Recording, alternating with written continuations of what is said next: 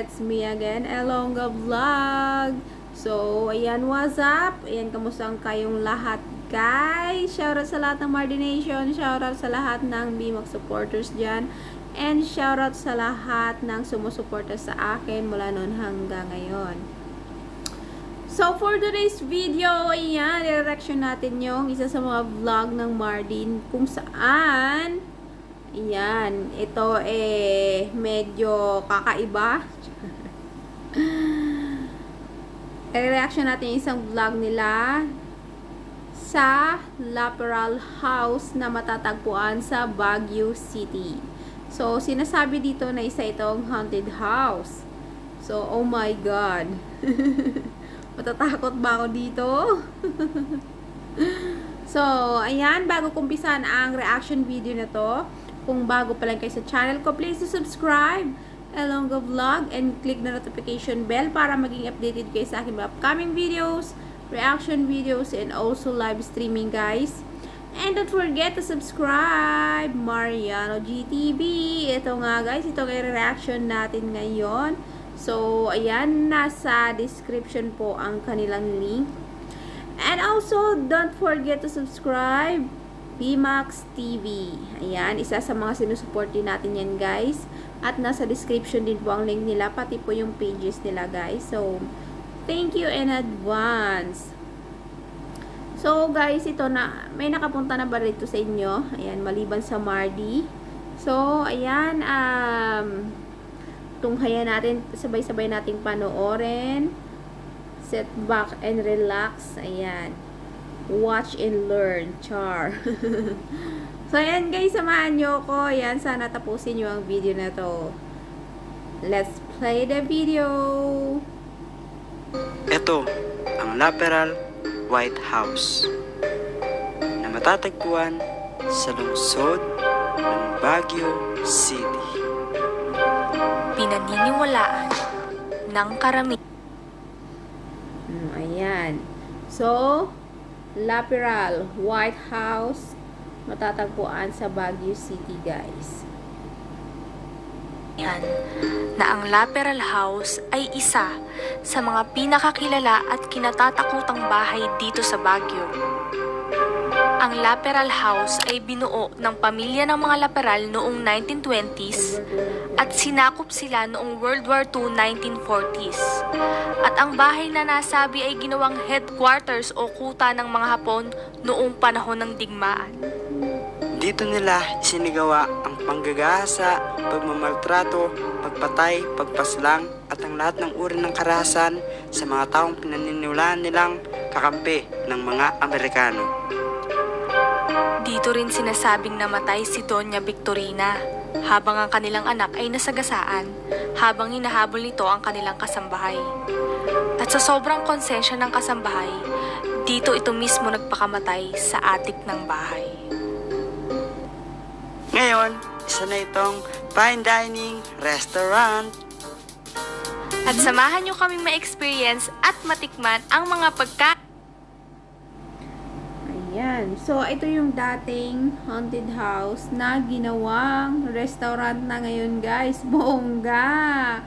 Wow! So, parang ano na to, katulad na siya ng antik ng bahay na to. Yun, inire-renovate lang ba ito?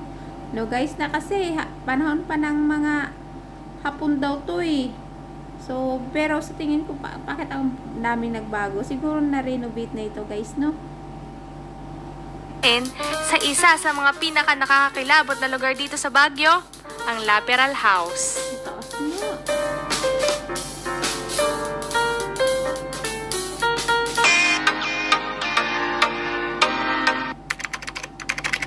So, hi guys, magandang nangyari po sa inyo lahat. So, ngayon nandito tayo sa Laperal House. So, ngayon, Joseph Restaurant pa siya na, babe.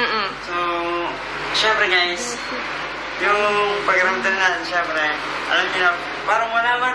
Pwede na! Kasi, lahat dito guys, parang nasa bahay ka lang kasi yung mga bintana, bukas na yung ilaw sa labas. Actually, parang kumakain ka lang talaga sa bahay, ano? Kasi bahay ang ano niya talaga eh. Guys, so ngayon nandito tayo sa Laperal House at Kita niyo naman yung bahay, di ba? Sobrang liwanag. So, pumapasok talaga yung natural light sa bahay, yung daylight. So, hindi siya madilim. Hindi siya nakakatakot tignan, kagaya ng mga napapanood natin. At ang pinakamahalaga sa lahat, guys, napakasarap ng pagkain. Hindi ka magbibigo, hindi ka magsisisi. So, akala ko talaga matatakot ako dito, guys. Buti na lang. Tama ang video na pinili ko, guys. So, ayan, panoorin pa natin kung ano pa yung sabi nila masarap na yung pagkain nito. Sana all talaga nakakapunta ng Baguio. Gusto ko din sana pumunta dyan, guys. Baby ko. Hindi ka mabibigo, hindi ka magsisisi pag dito ka kumain. At saka, isa pa, makakakain ka sa bahay na itinayo pa noong 1920. So, parang nakakatuwa kasi ang tibay, nandito pa rin siya. Na-preserve nila yung ganda at nagawa pang restaurant, di ba? So, kita nyo naman, walang masyadong pinalitan daw dyan sa mga dito, sa mga hagdan, ganyan. Walang masyadong binago. Preserve nila yung ganda ng Laperal House. Kailan po itinayo ang Laperal House po, sir? Actually, tinayo po siya, 1920s po siya tinayo. Anong panahon po yung 1920s po, sir? Panahon ng mga Hapon po. Ano po yung mga... So, 1920s to, guys. Talagang panahon pa ng mga Hapon. Yung bahay na yan. So, ang galing, no? Ang galing ng pag-preserve nila. So, akala ko na-renovate na. Pero siguro, may na-renovate na din siguro dyan. Pero ang ganda pa rin daw ng bahay, guys. Talagang, matibay siguro yung mga materialis na ginamit, especially yung kahoy, no? binago po dito sa bahay po? Actually, ma'am, bali, wala po siya masyadong major na binago. We just added the lighting po, table and chairs, tapos mga konting replacement lang po sa mga walls po. All original po. Wow. Yung major na binago po, outside yung repaint lang po na. Opo. Ano po. So, syempre, nagpaalam kami na libutin ang ikalawang palapag ng bahay. At pagpanik nga namin, ito ang mga nakita namin. Grabe, sobrang laki pala talaga ng bahay at napakarami niyang kwarto.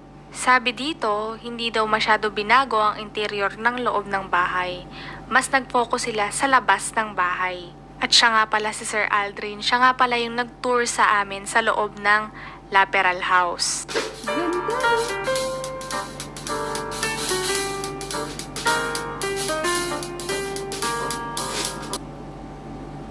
Ganda guys, no? Ganda ng ito yung sinaunang style pa no?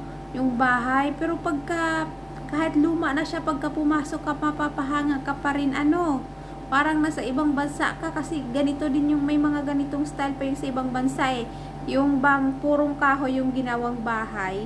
So, ang galing lang, no? Bawat kwarto, yung makikita mo, parang office siya na pwede siyang maging dining room. Iba, no? Galing!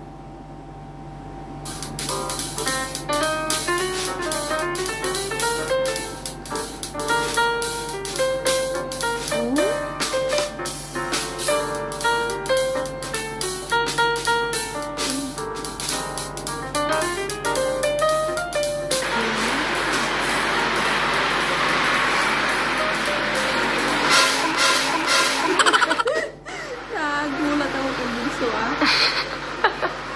Sarap. Rate 1 to 10. 1 million.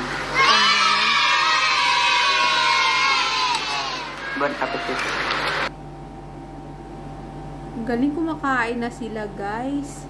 At ako dito sa mukha ni Cindy Girl, sa attire ni Cindy Girl. Ang sexy naman. Ay! Mamula-mula yung pisngi, guys. Wow, parang siya. Parang, tapos napaka-formal nung niya, yung coat niya. Diba? Para siyang donya na parang, basta, ang bongga ng attire ni Cindy Girl. Ay, kamusta naman yung kinakain nyo? Mamigay naman kayo, nagpapalaway kayo Like, ang lasa. Sarap. Super. Sarap. Ano? Ang lasa mo? What did you say? Wow. Solid. Hi guys! So ngayon nandito na tayo sa Joseph. So, No, tingnan nyo naman guys. Parang nasa bahay lang. Oh, ganda pa kumain kasi nasa bintana sila banda. So, pag maganda yung view sa labas, diba? Ang sarap kumain pag ganyan. Malamig. Malamig talaga sa Baguio guys. No? Sana makapunta din tayo dyan. So, ang bongga ng ano nila. Style ng lamesa. Parang ano pa, yung mga dati pa, hindi pa siya ganyan yung style. Yung mga ngayon na ano. Pero sa ibang bansa, makikita pa rin yung ganyan yung style, oh, di ba? Oh. pangalawang ano na namin to, main course na namin to. So, titikman namin ni Mariana G kung ano yung lasa nito. So, nasarap pa kami kanina. So, I'm sure mas masarap to. So, let's go. So, tikman natin yung kanilang harap, mga luto. Mga in-order namin. So, ayun. Carrots, tapos mushroom, pork. Ayun ang beef. Yes. So, ayun. Tikiman tayo, guys!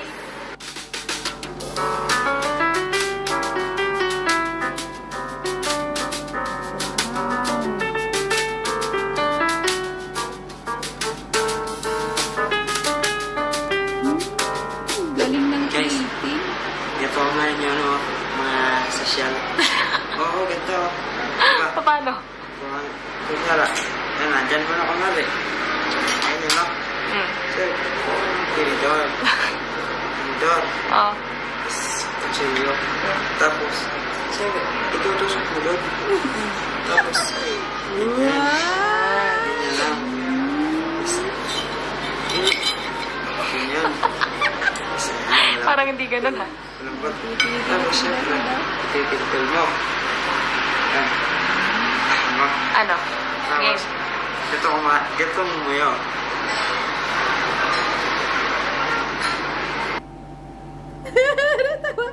Natawa ako ka Mariano G. Ay, nagtitry talaga siya pang mayaman daw. Ganyan daw kumain ng mayaman, di ba? Gagamit ng kutsilyo, ng tinidor, at maghihiwa ng karne. Maliit lang. Tapos yung pagsubo, aba, ang hinhin. Pila-pili Mariano G yung pagkain, ha, oh.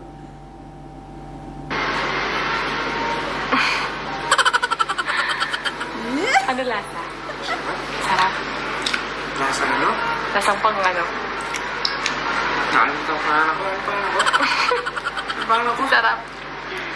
Sarap? Ako naman. Hindi ko pa natitigman din sa akin. So, ngayon guys, ako naman ang titigan kasi nakatikim na si Mariana G. So, ayun. Wow, sarap na. Well done, yan ang well done. Yes, well.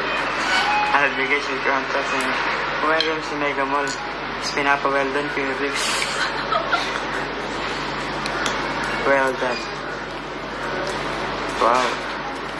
Sarap na niya. What can you say? First bite? Thank you, Lord. The best.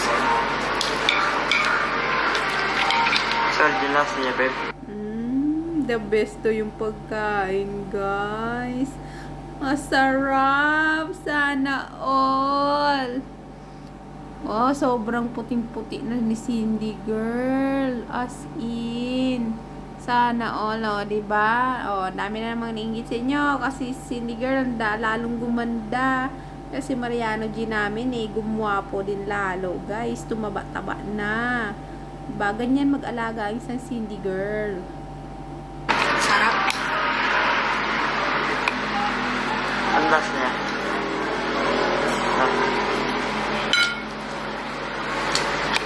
Ang lasa. Lasa Mariana. Lasa sino? Ano? Sarap. So, sarap guys. Grabe. Wala akong masabi.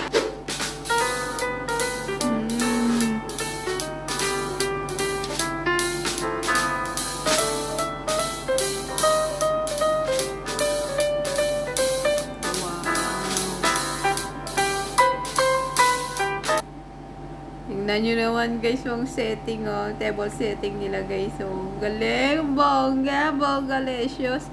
May bulaklak sa mesa. Oh, wow.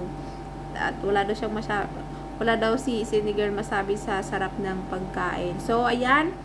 Kung gusto nyo bumisita din dyan guys, sa mga kapunta ng Baguio, yan, bisitahin nyo na din. At, syempre, gawin yung inspirasyon ng Mardi kasi dyan sila din kumain guys. So, hindi daw kayo magsisisi. Masarap na yung pagkain. Susubuan pa.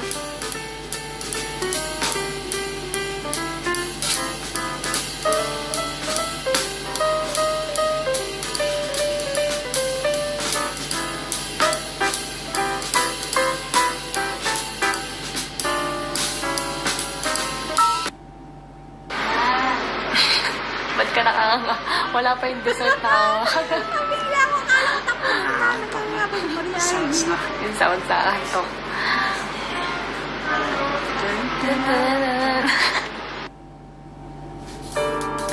Wow!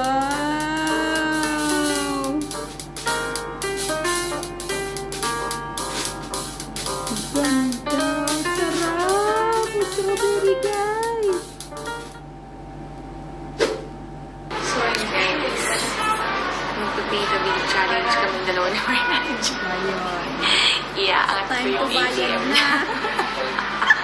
Ano yung nga? Ilalim ko yung sa akin. So, yun. Antay na tayo.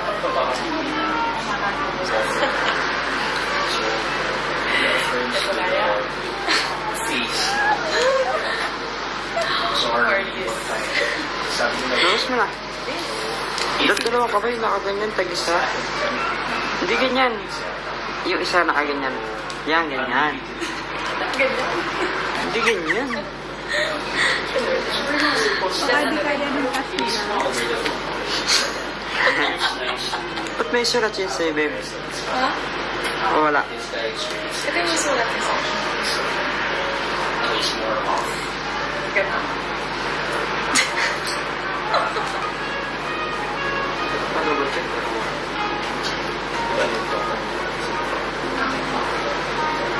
Yeah, babe. Sige na. Kuya, pilit kayo. Sige na. Madaya ka na, tinaas mo talaga yung sign. Wala na akong nagawa din siya. Pinasa na niya agad sa akin. So, yun guys, napakaganda ng place and syempre, yung food, super sarap and syempre hindi naman tayo nabigo sa mga pagkain. Yes, totoo. Ano, Sarap pagkain. 5-star Wow, talaga. 5-star. So, yun guys, kung gusto niyo rin Pumasyal? bumisita dito sa Baguio, dito sa Joseph, Yan, sa mga yun guys, bisita tayo. Hindi mo talaga nakakatakot. Sa mundong ito, maraming mga bagay ang hindi natin maipapaliwanag. Ngunit ating pakatandaan na sa bawat lugar na ating pinupuntahan, panatilihin natin ang disiplina at marapat lamang na tayo ay gumalang. So, yun guys, nagtatapos na ang ating reaction video.